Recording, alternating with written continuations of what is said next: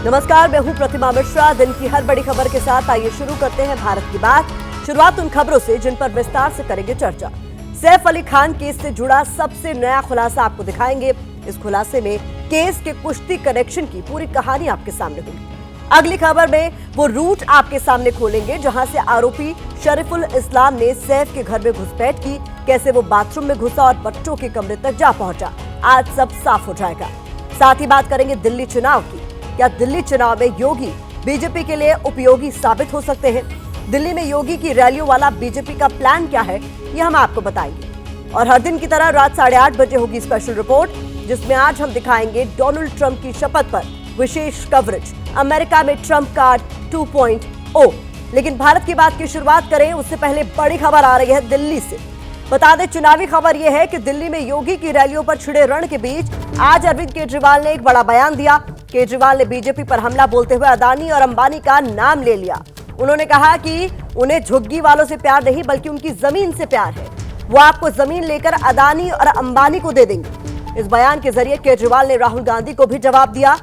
आपको याद होगा कि 13 जनवरी को जब राहुल गांधी ने दिल्ली में रैली को संबोधित किया था, तब उन्होंने अदानी और अंबानी के मुद्दे पर केजरीवाल की चुप्पी को लेकर सवाल पूछा था। आजकल ये बहुत इनको झुग्गी वालों से प्यार हो गया, झुग्गियों में जा जाके सो रहे हैं ना। 10 साल नहीं सोए, अभी 1 महीने से जा जाके सो रहे हैं। इनको आपसे प्यार नहीं है, इनको आपके वोट से प्यार है। और चुनाव के बाद ये आपकी सारी जमीनें बेच देंगे अगर आपने गलत बटन दबा दिया तो। इनकी नजर आपकी जमीन के ऊपर है। ये जमीन सारे झुग्गी वालों को 1 साल के अंदर खत्म कर देंगे। आपकी जमीनें ये अडानी अंबानी बड़े बड़े बिल्डरों, इनको सबको आपकी जमीनें दे देंगे। बच के रहना। एक अदानी और अंबानी का ही मुद्दा बचा था जिस पर अभी तक दिल्ली के चुनावी रण में पारा नहीं चढ़ा था। अब उसकी भी इसमें एंट्री हो गई है। लेकिन अब बात बीजेपी के ध्रुवीकरण प्रयोग की करते हैं, जिसके लिए यूपी के सीएम योगी आदित्यनाथ को दिल्ली के चुनावी मैदान में उतारा जा रहा है। योगी का बचेंगे तो कटेंगे वाला नारा अब दिल्ली में भी सुनाई दे सकता है। दिल्ली के चुनावी घमासान में बीजेपी ने यूपी के मुख्यमंत्री और पार्टी के फायर ब्रांड नेता योगी आदित्यनाथ को मैदान में उतारने की योजना बनाई है। योगी दिल्ली में 14 रैलियां कर सकते हैं। प्रस्तावित कार्यक्रम के मुताबिक योगी 23 जनवरी को दिल्ली में 3 रैलियां करेंगे। 28 जनवरी को योगी की 4 जनसभाएं होंगी। इसके बाद 30 जनवरी को 4 और 1 फरवरी को योगी 3 चुनावी रैलियों को संबोधित करेंगे। खास बात इसमें यह है कि योगी आदित्यनाथ की रैलियां पूर्वी और उत्तर पूर्वी दिल्ली में प्लान की गई है। इन दोनों क्षेत्रों में ज्यादातर वो सीटें आती हैं जहां हिंदुओं के साथ मुस्लिमों की भी अच्छी खासी तादाद है।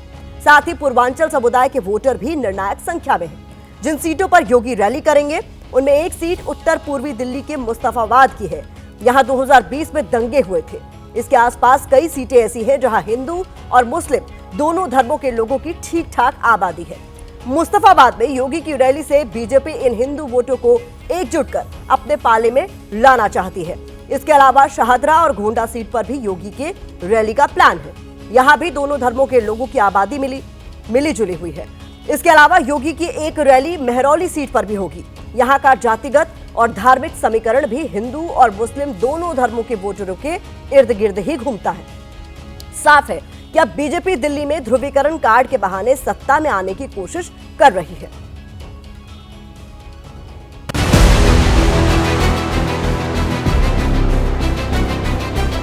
माननीय योगी आदित्यनाथ जी तो उत्तर प्रदेश के दूसरी बार के मुख्यमंत्री हैं, लोकप्रिय मुख्यमंत्री हैं। एक और संकल्प पत्र तो दूसरी ओर हमारे बड़े नेता जब उतरेंगे तो ये आम आदमी पार्टी की जड़ों को उखाड़ देंगे।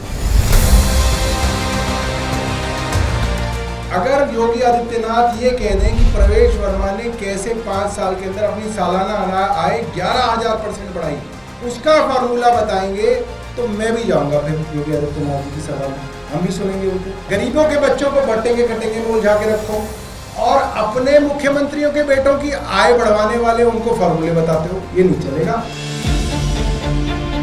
आपको सभी हमारे बड़े नेता दिल्ली में दिल्ली की जनता को बेहतर दिल्ली देने के संकल्प के साथ दिखाई देंगे।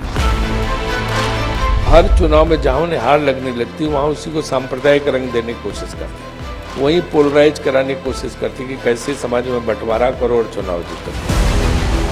हमारे सभी नेताओं को जो स्टार प्रचारक बने हैं नरेंद्र मोदी जी से लेके राजनाथ सिंह जी से लेके अमित शाह जी से लेके नितिन गडकरी जी से लेके योगी जी तक सभी लोगों को हम लोग दिल्ली में अपनी प्रार्थना करने के लिए आमंत्रित हैं। दिल्ली की जनता ने तय किया है कि हम डबल इंजन की सरकार बना करके आरोप प्रत्यारोप का दौर करते हुए और विकास का दौर शुरू करना चाहते हैं। दिल्ली में जीत के लिए बीजेपी ने पूरी ताकत लगा दी है ताकि 27 साल का सूखा खत्म हो सके। बीजेपी को उम्मीद है कि जिस तरह योगी की सभाओं से महाराष्ट्र हरियाणा में जीत वाला करिश्मा हुआ, वैसा ही करिश्मा दिल्ली में भी होगा। योगी का ऐसी सीटों पर प्रचार का प्लान बनाया गया है जहां से कई सीटों पर असर हो, यानी एक तीर से कई निशाने। बीजेपी की कोशिश इन सीटों पर हिंदू वोटों को एकजुट करने की है। कुछ सीटें ऐसी हैं जो 2020 के दंगा प्रभावित इलाकों के आसपास है। यहाँ हिंदू और मुस्लिम दोनों धर्मों के वोटरों की तादाद अच्छी खासी है। ऐसे में बीजेपी यहाँ योगी को चुनावी मैदान में उतारकर धर्म वाले कार्ड के सहारे अपनी तरफ खींचना चाहती है। दिल्ली के चुनाव में पूर्वांचल के मुद्दे पर भी काफी सियासत हो रही है। माना जाता है कि योगी की पूर्वांचली समुदाय के लोगों के बीच काफी लोकप्रियता है। ऐसे में बीजेपी इन सीटों पर रहने वाले पूर्वांचली समुदाय के लोगों को भी मैसेज देने की कोशिश में है। बीजेपी की मुश्किल ये है कि केजरीवाल के मुफ्त वाले मॉडल ने दिल्ली में सभी धार्मिक समीकरणों को ध्वस्त कर दिया है। आम आदमी पार्टी को हिंदू, मुस्लिम और अल्पसंख्यक समुदाय का वोट मिलता रहा है। इसी के बदौलत वो सरकार बनाने में कामयाब होती रही है। अब बीजेपी की कोशिश है कि योगी के सहारे और बटेंगे तो कटेंगे के नारे की बदौलत हिंदू वोटरों को एक साथ अपने पाले में लाया जा सके। सवाल यह है कि पिछले 2 विधानसभा चुनाव में हिंदू वोट किसके पास गया था। साल 2020 के दिल्ली विधानसभा चुनाव में आम आदमी पार्टी को 48%, बीजेपी को 46% और कांग्रेस को 3% हिंदू वोट मिला था। इससे पहले साल 2015 के विधानसभा चुनाव में आम आदमी पार्टी को 51% हिंदू वोट मिले, जबकि बीजेपी को 37% और कांग्रेस को करीब 8% वोट मिला था। यानी 2015 से 2020 तक 5 सालों में आम आदमी पार्टी के हिंदू वोटों में 3% की कमी देखी गई, तो बीजेपी के हिंदू वोट का ग्राफ 9% बढ़ गया। अब बीजेपी इसी ग्राफ को योगी आदित्यनाथ के सहारे और ऊपर ले जाने की बिसात बिछा रही है। यहाँ सीएम योगी की रैलियों का स्ट्राइक रेट आपको बताना जरूरी है, जिससे आपको पता चल सके कि यूपी को छोड़कर बाकी चुनावी राज्यों में योगी फैक्टर कितना कारगर साबित होता है। इसके लिए हमने पिछले 3 विधानसभा चुनाव के आंकड़ों का अध्ययन आपके लिए किया है। महाराष्ट्र विधानसभा चुनाव के समय योगी ने 13 विधानसभा सीटों पर रैलियां की। इनमें से 12 सीटों पर बीजेपी को बम्पर जीत मिली। यहाँ योगी आदित्यनाथ का स्ट्राइक रेट 92% रहा। हालांकि झारखंड में बीजेपी कमाल नहीं कर सकी। झारखंड में योगी ने 14 विधानसभा सीटों पर प्रचार किया, 5 पर बीजेपी जीती और योगी का स्ट्राइक रेट करीब 36% रहा। हरियाणा विधानसभा चुनाव की बात करें तो यहाँ पर योगी को हिट माना जा सकता है। हरियाणा में योगी ने 13 विधानसभा सीटों पर बीजेपी को जिताने की अपील की, 8 पर कमल खिला। योगी का स्ट्राइक रेट 61% रहा। जानकारों का मानना है कि हरियाणा में योगी के बटेंगे तो कटेंगे के नारे ने भी बीजेपी की जीत में अहम भूमिका निभाई। तो दिल्ली के चुनाव में भले ही चर्चा फ्रीबीज और मुफ्त वाली योजनाओं की ज्यादा हो, लेकिन हिंदू मुसलमान वाला दांव भी लगातार राजनीतिक दलों की तरफ से आगे बढ़ाया जा रहा है। टुकड़े टुकड़े गैंग, बटेंगे तो कटेंगे के जरिए लगातार इस प्रयोग पर सियासी परतें चढ़ाई जा रही है। ऐसे में जैसे जैसे चुनाव की तारीख करीब आती जाएगी, ये मुद्दा बाकी मुद्दों को पीछे छोड़कर रेस में कहीं न कहीं आगे निकलता जाएगा। तो दिल्ली चुनाव के बाद बात सैफ अली खान केस की करेंगे। सैफ अली खान को आज भी अस्पताल से डिस्चार्ज नहीं किया गया। एक दिन और उन्हें डॉक्टरों ने ऑब्जर्वेशन में रखा। लेकिन सैफ अली खान के साथ हुई घटना में आज खबर ये नहीं है, बल्कि खबर है वारदात के आरोपी शरीफुल इस्लाम शहजाद का चौंकाने वाला खुलासा। शरीफुल को शनिवार रात 2 बजे पुलिस ने ठाणे से पकड़ा था, लेकिन पुलिस आरोपी तक कैसे पहुंची इसकी जानकारी शायद आप तक न पहुंची हो, क्योंकि आप शनिवार रविवार को वीकेंड की छुट्टी में व्यस्त थे। आपको शायद ये भी पता नहीं होगा कि सैफ अली खान के घर पर हुई वारदात का कुश्ती कनेक्शन आखिरकार क्या है। सैफ केस में हीरे वाली अंगूठी की चर्चा क्यों हो रही है, और तीसरा, सैफ के हमलावर पर दिल्ली के सियासी गलियारों में कैसा संग्राम छिड़ा हुआ है। हम आज इन सारे सवालों का जवाब आपको देने जा रहे हैं, क्योंकि आप जानते हैं कि भारत की बात में हम सिर्फ खबर नहीं दिखाते, बल्कि खबर की तह तक जाते हैं। इसीलिए इस मामले में अपने दर्शकों तक सही और अनकही जानकारी पहुंचाने के लिए हमने आज विशेष तौर पर इस खबर को अपनी कवर स्टोरी बनाया है। सबसे पहले आपको बताते हैं कि सैफ केस में कुश्ती वाला एंगल आखिरकार है क्या।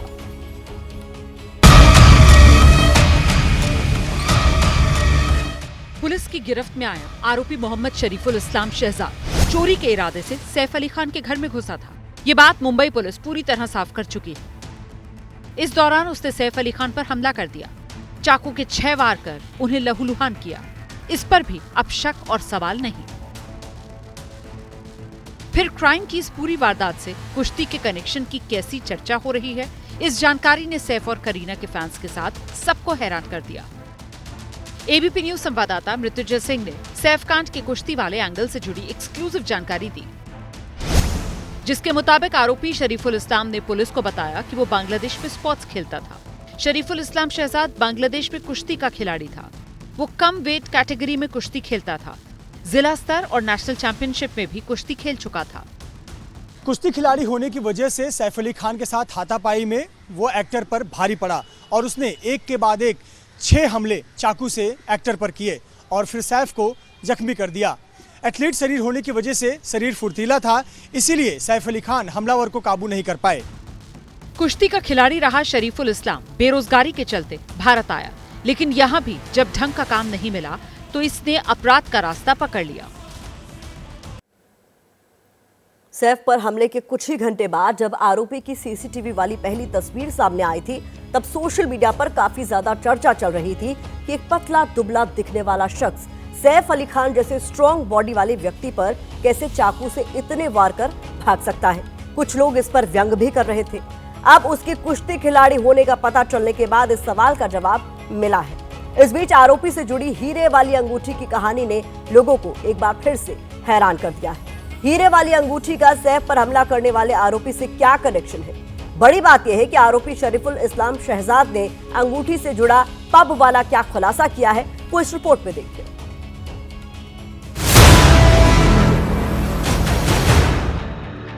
सैफ केस में हीरे वाली अंगूठी की कहानी उस वक्त चर्चा में आई जब मुंबई पुलिस ने आरोपी की क्राइम कुंडली खंगालनी शुरू की।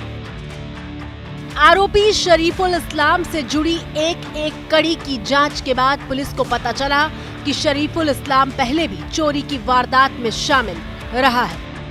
सैफ अली खान के घर में घुसने वाला और उन पर हमला करने वाला हमलावर मुंबई में आकर मुंबई के वर्ली इलाके में एक पब में वो हाउसकीपिंग का काम करता था।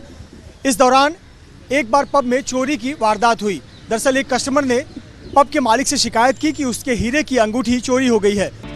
इसके बाद जब पब में छानबीन शुरू की गई तो पता चला कि शरीफुल इस्लाम ने ही अंगूठी चुराई थी। उसे नौकरी से निकाल दिया गया। रविवार को वर्ली में पुलिस ने उस जगह के पूर्व कर्मचारियों को हिरासत में लेकर पूछताछ भी की थी। अब आपके मन में सवाल होगा कि वर्ली के पब में चोरी करने वाला शख्स सैफ अली खान के घर तक कैसे पहुंचा। बांद्रा जैसे पॉश इलाके में सैफ अली खान के घर की सिक्योरिटी को चकमा देने में कैसे सफल हुआ? जानकारी के मुताबिक कुछ दिन पहले ही उसने बांद्रा के एक होटल में काम करना शुरू किया था। शिफ्ट खत्म होने के बाद वो देर रात तक इलाके में पैदल घूमता था। ऐसे ही वारदात वाली रात वो सैफ के घर पहुंचा। इमारत के पीछे की ओर कोई गार्ड और सीसीटीवी नहीं है। ये देखने के बाद वो सैफ के घर में दाखिल हुआ। 11वीं मंजिल तक वो सीढ़ियों से गया, जहां पर उसको डक एरिया में जाने का रास्ता दिखाई दिया। इसके बाद ये जो डक एरिया है, वो डक एरिया सीधा सैफ अली खान के घर की बाथरूम में जाता है। उसी रास्ते से ये घर में दाखिल हुआ। बांग्लादेश के रहने वाले आरोपी ने पुलिस को बताया कि वो चोरी के इरादे से ही वहां गया था। जब घर में अफरा तफरी मची तो उसने बचाव के लिए सैफ पर हमला कर दिया। आरोपी सही कह रहा है या फिर गलत, इसका पता लगाने के लिए पुलिस क्राइम सीन को रिक्रिएट करेगी। आज पुलिस आरोपी शरीफुल इस्लाम शहजाद को लॉकअप से बांद्रा पुलिस स्टेशन लेकर गई। आरोपी को रविवार रात सांताक्रूज पुलिस स्टेशन के लॉकअप में रखा गया था। मुंबई क्राइम ब्रांच के सूत्रों के मुताबिक आरोपी ने वारदात को अंजाम देने के बाद 3 से 4 बार कपड़े बदले थे। सैफ पर हमला करने के बाद आरोपी बांद्रा से कहां और कैसे गया, इसके बाद कैसे एक गलती से पुलिस की गिरफ्त में आया, अगर आप ये नहीं जानते हैं तो इसकी क्राइम फाइल अब हम आपके लिए खोलते हैं। हमने एक रिपोर्ट तैयार की है जिसमें आरोपी की गिरफ्तारी से लेकर उसके गुनाह कबूल करने तक की पूरी डिटेल दर्ज है।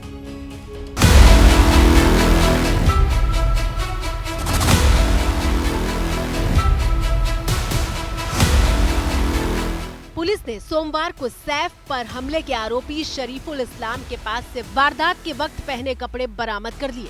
वारदात के बाद जिस शर्ट में वो दिखा, उस शर्ट के साथ मोबाइल फोन, दुकान से खरीदे गए ईयरफोन भी पुलिस को मिल चुके हैं। पुलिस ने कपड़ों को फॉरेंसिक जांच के लिए भेजा है। पुलिस जांच में पता चला है कि जहांगीर के कमरे वाले बाथरूम की खिड़की में लगी जाली टूटी हुई थी। वहीं से ये घर के अंदर घुसा और वारदात को अंजाम देकर वहीं से वापस भागा। पुलिस ने आरोपी से पूछताछ और सबूतों के मिलान के बाद ये निष्कर्ष निकाला है कि आरोपी इससे पहले कभी भी सैफ के घर नहीं गया था। सूत्रों के मुताबिक अब तक इमारत और घटनास्थल से आरोपी शहजाद के 19 फिंगरप्रिंट के निशान मिल चुके हैं। सीढ़ियों, खिड़कियों और अपार्टमेंट में अलग अलग जगहों पर हाथों के निशान मिले हैं, जो आरोपी के खिलाफ मजबूत सबूत हो सकते हैं। लेकिन आरोपी तक पहुंचने में पुलिस को 60 घंटे से ज्यादा क्यों लगे, इसको लेकर जानकारी सामने आई है। मुंबई क्राइम ब्रांच के मुताबिक आरोपी वारदात के बाद बांद्रा स्टेशन गया, वहां से दादर, दादर से वर्ली, वर्ली से अंधेरी, अंधेरी से फिर दादर और उसके बाद ठाणे पहुंचा। आरोपी लगातार लोकेशन बदल रहा था, इसलिए पुलिस को पकड़ने में मुश्किल हो रही थी।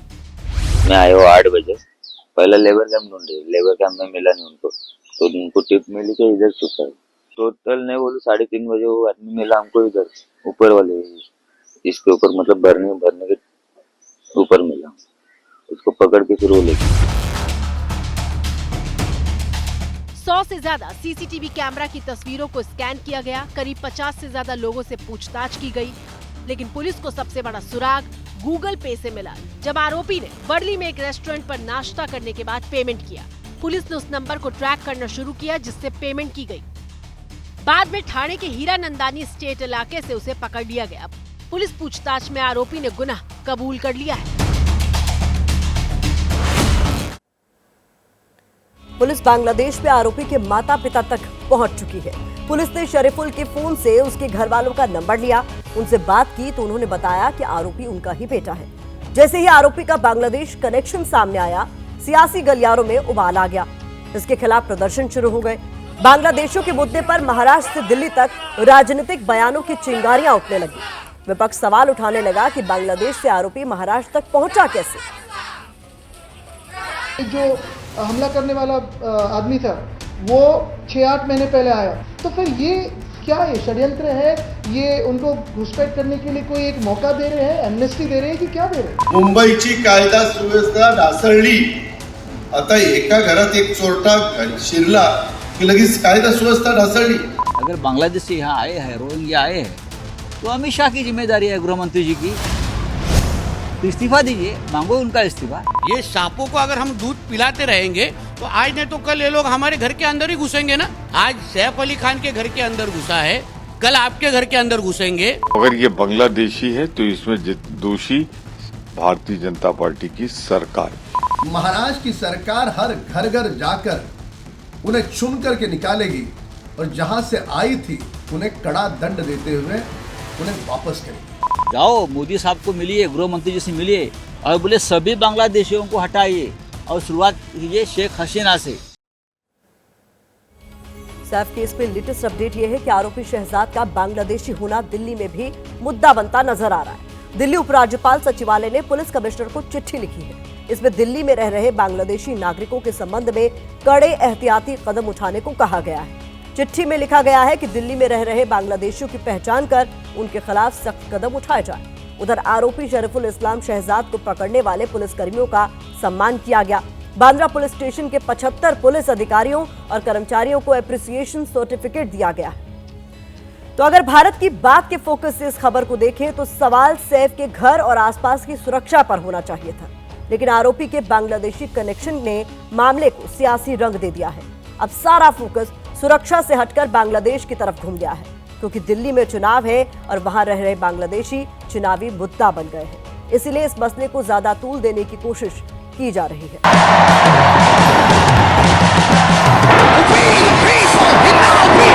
Hello Washington and hello America. We're all over America. We won. We won.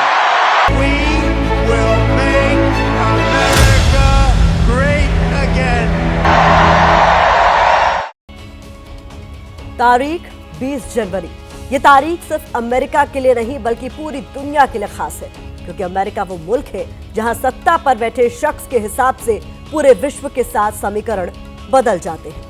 अब से सिर्फ 2 घंटे बाद डोनाल्ड ट्रंप अमेरिका के 47वें राष्ट्रपति के तौर पर शपथ लेने जा रहे हैं। शपथ से पहले डोनाल्ड ट्रंप ने विक्ट्री रैली की, लोगों के साथ जीत का जश्न मनाया और डंके की चोट पर दावा किया कि वो एक बार फिर से अमेरिका को सुनहरे युग की तरफ ले जा रहे हैं। डोनाल्ड ट्रंप दूसरी बार अमेरिका के राष्ट्रपति बनेंगे, लेकिन इस बार कहानी बदली हुई है। ट्रंप ने न सिर्फ ऐतिहासिक जीत के साथ अमेरिका की सत्ता हासिल की है, बल्कि वो पूरी लिस्ट बनाकर आए हैं कि पहले ही दिन कैसे अपने फैसलों से हवा का रुख बदल देना है। शपथ के बाद ट्रंप 100 फैसलों पर साइन करने वाले हैं और आज हम भारत की बात पे ये दिखाने जा रहे हैं कि आखिर डोनाल्ड ट्रंप का वो व्यक्तित्व क्या है जो अमेरिका में इतना लोकप्रिय है। वो क्या बात है जो एक बिजनेस टाइकून को दुनिया की सबसे ताकतवर कुर्सी तक ले गई। Tomorrow, I'll be representing you as your 47th President of the United States. We won. We won.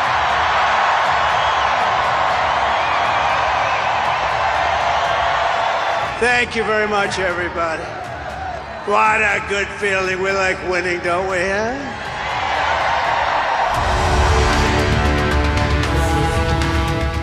जीत को जिद बना लेने वाला नाम है Donald Trump. This is the final battle. With you at my side, we will throw off the sick political class that hates our country. We will liberate America from these villains once and for all.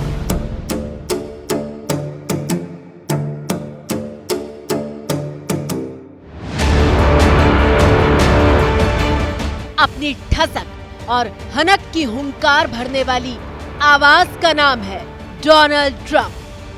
We will create the new Department of Government Efficiency, headed by a gentleman named Elon Musk, who's here someplace. I don't know where the hell he is.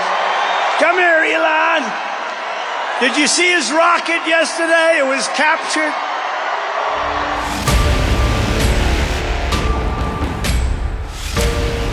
वो चेहरा जो पूरी दुनिया में अपने तेवर के लिए जाना जाता है। ट्रंप जो डंके की चोट पर कहते हैं कि वो अपने तरीकों से अमेरिका के भविष्य को बदलने का फैसला कर चुके हैं। Together we will make America great again.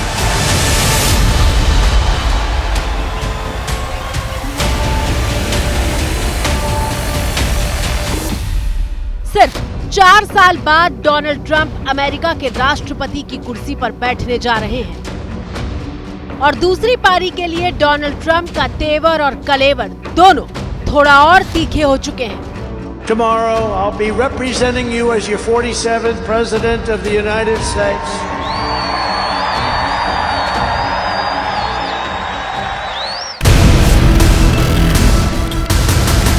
America के वॉशिंगटन डीसी में हर बार राष्ट्रपति का शपथ समारोह खुले आसमान के नीचे होता है, लेकिन इस बार हवा बर्फीली है, तापमान जमा रहा है और -3 डिग्री वाले टेम्परेचर में बारिश की चेतावनी भी जारी की गई है। इसलिए शपथ समारोह का आयोजन उसी कैपिटल हिल एरिना में किया जाएगा जहां रविवार को डोनाल्ड ट्रंप ने अपनी विक्ट्री रैली का आयोजन किया था।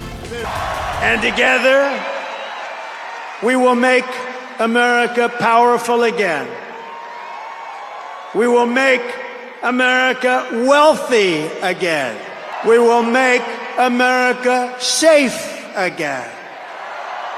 And we will make America great again. Capital one arena में मौजूद 20,000 लोगों के सामने ट्रंप ने ये बताया कि शपथ लेने के बाद वो अमेरिका में ऐसी कौन सी लकीर खींचने जा रहे हैं जो देश के लोगों का भविष्य बदलकर रख देगी। In Washington, a failed administration. We're not going to take it anymore.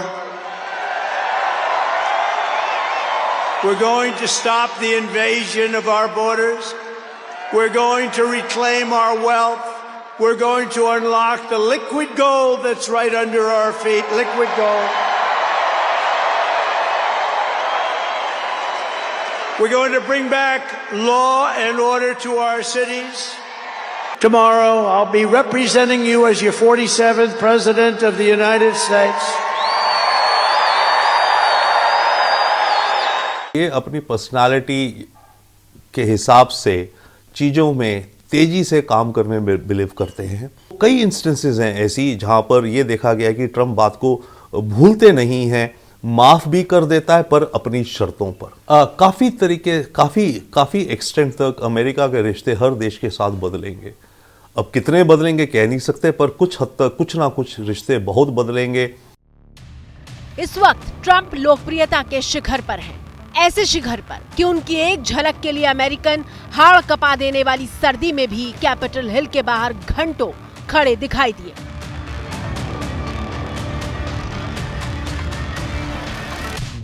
Donald Trump का दोबारा राष्ट्रपति बनना राजनीति में उनके पुनर्जन्म की तरह है, क्योंकि उनका पहला कार्यकाल कई तरह के दाग और अपमान की कहानियों के साथ खत्म हुआ था। डोनाल्ड ट्रंप पर जांच की तलवार लटक रही थी और इन जांचों से घिरे हुए डोनाल्ड ट्रंप ने 2022 के आखिरी में जब राष्ट्रपति पद के लिए अपनी उम्मीदवारी का ऐलान किया तो उनकी पार्टी के ही कई अधिकारियों ने उनसे किनारा कर लिया। लेकिन इन सब के बावजूद भी डोनाल्ड ट्रंप अपनी पार्टी के सबसे प्रमुख उम्मीदवार के तौर पर उभरे। Tomorrow, I'll be representing you as your 47th President of the United States.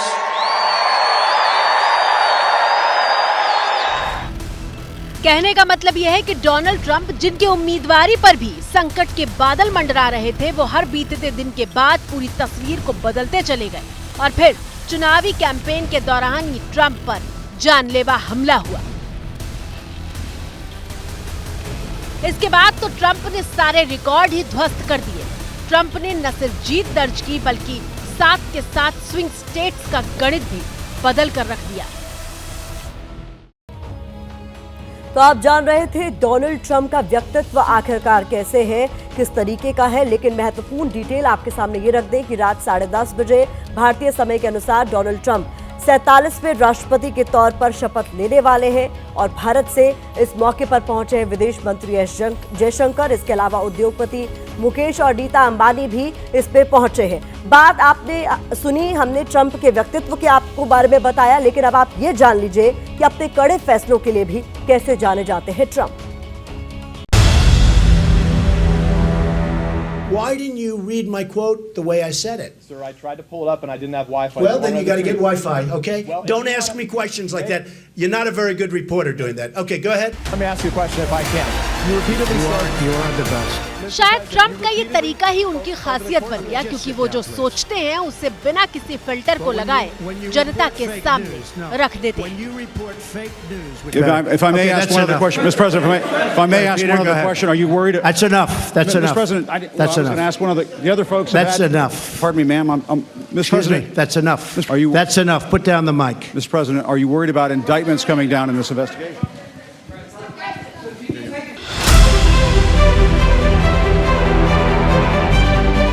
Trump एक बिजनेस टाइकून है, एक बेहद कामयाब व्यापारी।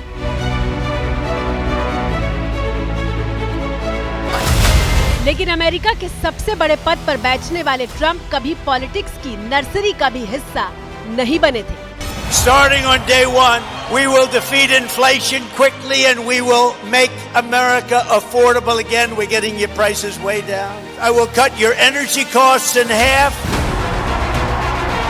बावजूद इसके वो दुनिया के सबसे ताकतवर मुल्क कहे जाने वाले अमेरिका की सबसे बड़ी कुर्सी तक पहुंचे।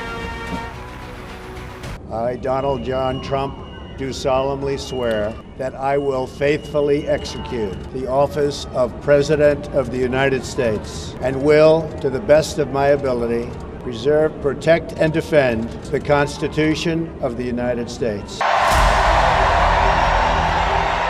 ट्रंप जब जनता के सामने आते हैं तो किसी तरह का राजनीतिक पर्दा लगाकर नहीं आते और कई बार तो वो विरोधियों को जवाब देने के तौर तरीकों की सारी सीमाओं तक को लांघ जाते हैं।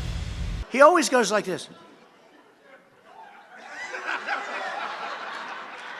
And then there's a stare right there, right? Then he starts.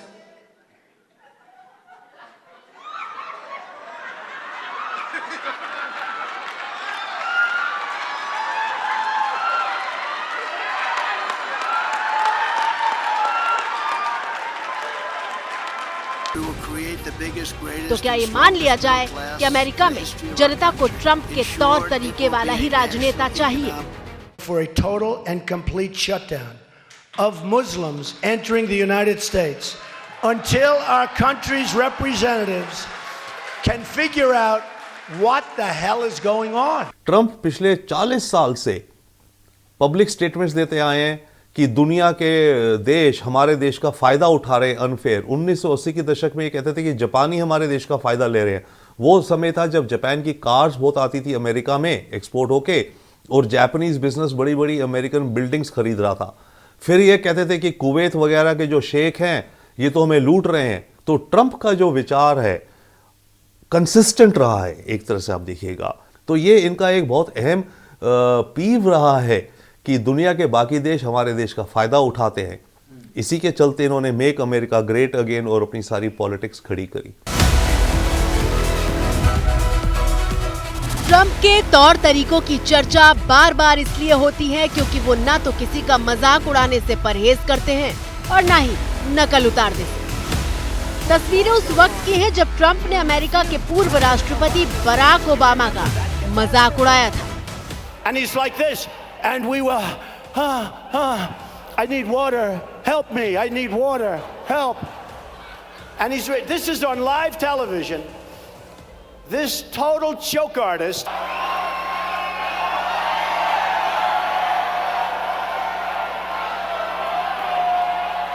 It's Rubio.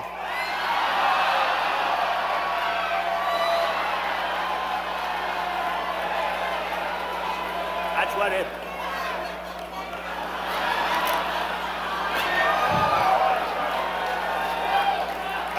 Unbelievable. With all of this being said, and with a... दरअसल 78 साल के ट्रंप ने राजनीति की दुनिया का रुख उस वक्त किया था जब वो जिंदगी में कामयाबी की लंबी उड़ान भर चुके थे।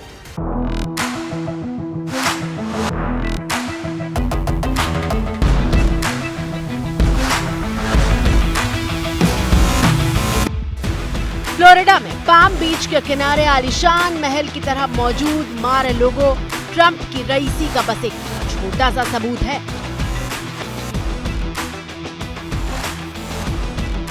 बीस एकड़ में 58 बेडरूम वाला ट्रंप का ये मेंशन उनके दोबारा चुनाव जीतने के बाद से अमेरिका की सबसे प्रभावशाली जगह बना हुआ है।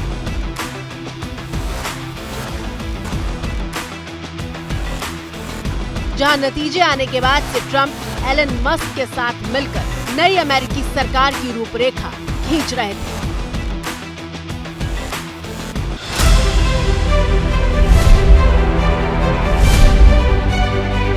सवाल यह है कि खुद को एक सफल बिजनेसमैन के तौर पर साबित कर चुके ट्रंप के लिए क्या ये बात मायने नहीं रखती कि एक राष्ट्रपति के तौर पर उन्हें किस तरह से बर्ताव करना चाहिए और किस तरह से नहीं। तस्वीरें साल 2017 की है जब ट्रंप के पहले कार्यकाल के दौरान जापान के तत्कालीन प्रधानमंत्री शिंजो आबे अमेरिका दौरे पर आए हुए थे। जरा देखिए ट्रंप ने शिंजो आबे के साथ किस तरह से हाथ मिलाए थे और 19 सेकंड बाद शिंजो आबे के चेहरे के भाव कैसे बदल गए थे।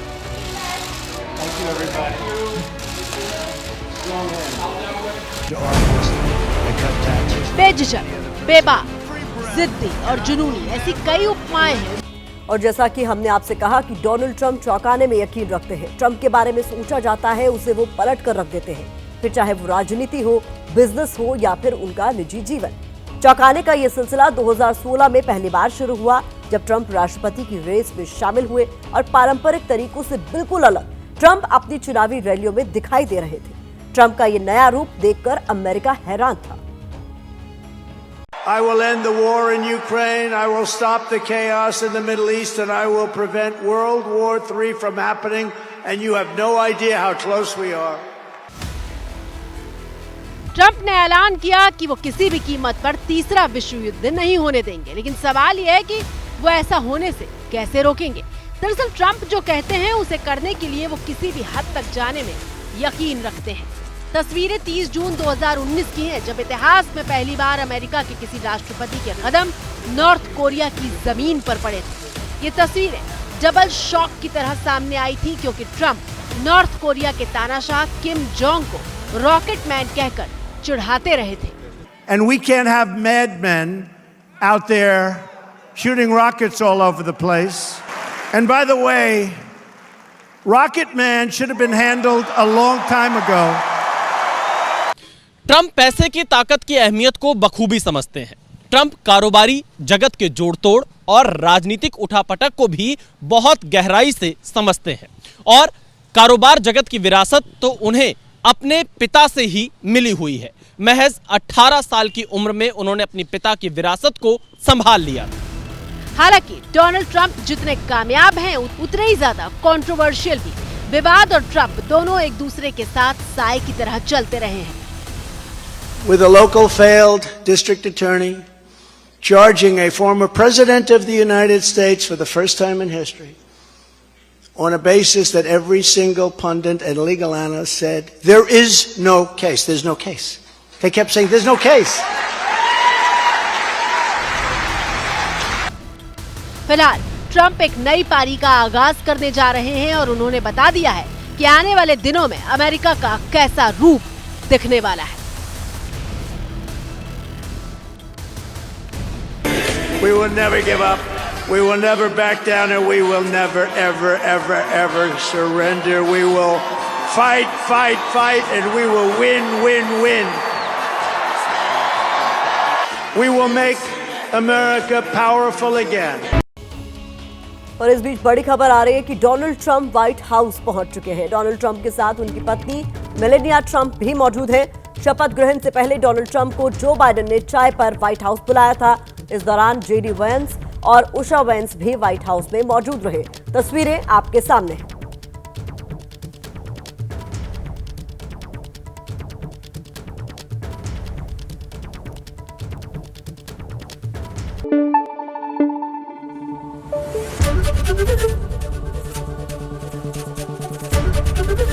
एबीपी न्यूज आपको रखे आगे।